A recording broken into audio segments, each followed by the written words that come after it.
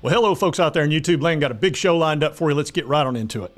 All right, folks. Yep, the Attorney General of the state of Tennessee and the Virginia Attorney General, they've responded to the NCAA.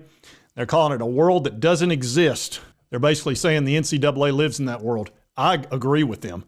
I don't think the NCAA understands what's happening out here in the real world. They live up in their little ivory tower. They look down occasionally upon us peasants. A new power is rising. Its victory is at hand. And decide, well, I think we'll pick on that little hamlet over there because we need to teach some people a lesson. And if we'll go down there and make an example out of Tennessee, for example, then all the other little hamlets out there and all the other little peons, they'll be afraid of us again like they used to be. And we can get back to being the NCAA. The last 3 years, they haven't done jack squat as far as NIL is concerned, as we know. But now they've decided to really turn the screws and, of course, the retroactive and all that. And we're going to discuss that because some people are like, well, there's guidelines and there's this and there's that. There aren't any rules. And here's the thing. We're going to let the president and the NCAA talk about that here in a minute. But first, let's get into what's going on. This is a story on 10 News from the Associated Press. It says Tennessee AG says NCAA is defending a world that doesn't exist and requests to have NIL rules lifted. The Tennessee and Virginia Attorney General said student athletes will suffer harm if the temporary restraining order is not granted by Tuesday because of upcoming college football signing. The normal signing day at what used to be was February 7th, which is Wednesday. So they're asking for a TRO by Tuesday. That's why the responses had to be this weekend. NCAA had to have it done by 6 p.m. on Saturday. Then the Tennessee Attorney General and the Virginia Attorney General had to be done by Sunday at 6 p.m. because the judge is planning on ruling on a TRO before he gets into the PRO, if you got all that. It says, in reply to the NCAA claiming college sports would be thrown into disarray if rules banning name, image, and likeness compensation being used as recruiting inducements were lifted by court order.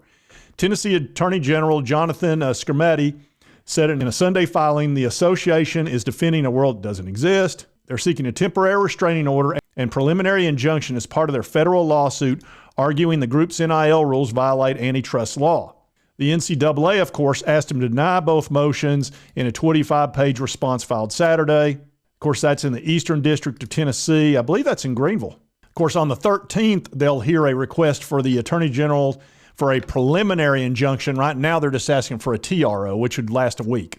And they want that because it's a day before signing period. It says the NCAA waited until page 16, two-thirds of the way into its brief, before it defends the NIL recruiting ban on the merits. And even then, the NCAA defends a world that doesn't exist. It says it must prohibit NIL compensation to protect amateurism, competition athletes. Amateurism, that's their go-to for some reason. They tried that with the Supreme Court and got destroyed, 9-0. I can't believe they're falling back on amateurism. And they're talking about how it's not fair, and I guess they think there'll be a small number of teams that dominate. You mean like Alabama, Georgia, and Ohio State have done for the last umpteen years? Look, with NIL, now you're getting parity. Now you've got teams out there that are getting players they never got before. Do you think Missouri would have got a 5-star or Ole Miss would have got that 5-star? There's a lot of teams out there getting 5-stars they never would have gotten because they're allowed to pay them now because of state law. The NCAA does not trump state law. They think they do, they don't. And what really trumps everything is the Sherman Act. And that's an antitrust law that allows people to get their fair market value. And unless you get an exclusion to that, you can't go against it. And that's what the NCAA tried to get. They tried to get excluded from the antitrust law when they went to the Supreme Court, and they threw them out of court almost 9-0.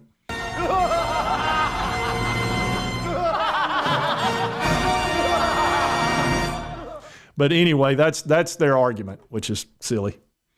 The AG said student athletes will suffer irreparable harm if the TRO is not granted by Tuesday because college football's traditional signing period begins Wednesday. Said it's not the plaintiff's fault that the NCAA has decided to regulate NIL and recruitment through a Byzantine set of overlapping rules of guidance. To the extent there's confusion, the NCAA thinks its power to enforce the NIL recruiting ban, that problem is one of the NCAA's own creation. The lawsuit was filed last week. That was after the NCAA threatened the University of Tennessee with potential recruiting violations related to NIL. How dare you! And they said it would invite chaos. They're always using these very extreme words, chaos and disarray. They must watch South Park or something. I am Professor Chaos, and this is my partner in evil, General Disarray. Says requests for radical changes require sound deliberation. Did they have sound deliberation when they decided, oh, we're just going to start attacking schools all of a sudden after 3 years of doing nothing on NIL? When they put out guidelines instead of rules, and those guidelines changed on a fairly regular basis? The NCAA argues granting the motions would result in recruiting inducements tantamount to pay for athletic performance and spoil the recruiting process of athletes choosing schools that fit them best while exposing them to bad actors. They do not actually seek here to preserve the status quo, but instead to fundamentally alter the landscape of college athletics by mandating the creation of an NIL market for student-athlete recruits that doesn't presently exist. It absolutely exists. Every player out there knows what he's going to get before he shows up at a team. And we all know that. We all know that. There's not a school out there that doesn't know that's how the world is right now. What the attorneys generals are saying is just leave us the crap alone and let these guys get their fair market value rather than trying to chill the market. They're trying to scare everybody. Now the players are nervous. Now the teams are nervous. The collectives are nervous. And that's going to tamp down what they'll actually be willing to pay or do. And that's what the NCAA wants to do. That's not fair market value. That's not even close. And here on X, Mitt Winter, who is a sports lawyer, it says, if the court grants the TRO, it means the NCAA will not be able to enforce its rules that prohibits NIL deals from being used as an inducement in the recruiting process, at least while the TRO is in effect. Mitt Winter, a college sports attorney at Kenny Hertz Perry, told On3, said, so coaches and collectives would be able to openly discuss and offer high school athletes and athletes in the transfer portal specific NIL deals and specific amounts as part of the recruiting process without fear of being penalized. If the TRO is granted, it's a sign that a preliminary injunction will also likely be granted. That injunction would be in place until there's a final decision in the case. Both sides traded responses and filings over the weekend. The AG's response said in part the NCAA cannot benefit from the fact that its rules, scattered across a 437-page manual, are often impenetrable, shifting, and vague. Any uncertainty of burden from that approach to governance should fall on the drafter, the NCAA, not on the prospective athletes. In other words, you wrote this stuff up. If you wrote it poorly, that's on you. That's not on the kids. And that's pretty typical. Now let's talk about the president, Charlie Baker. Now, you've heard a lot of people say, oh, well, there was rules, there's guidelines. There was all this for 3 years, even though they never really enforced it. Let's see what Charlie Baker has to say. Employees or not employees? What is it exactly? Okay, for me, what I would really like, right now there are no rules around how name, image, and likeness works. And for your audience, that's the opportunity for student athletes to benefit from their name, image, and likeness. Interesting. He stated that was in November of 2023. There are no rules. That was just a few months ago. But that was 2021 when the NCAA lost that case 9-0 in the Supreme Court. That was 21. So let's see, 3 years, no rules?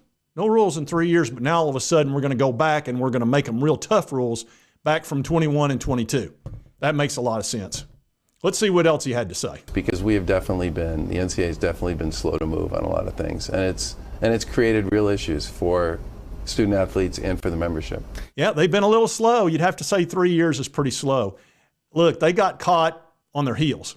I guess they thought they'd be able to continue on with the amateurism and not getting paid for NIL or anything like that. So they just, they didn't know what to do.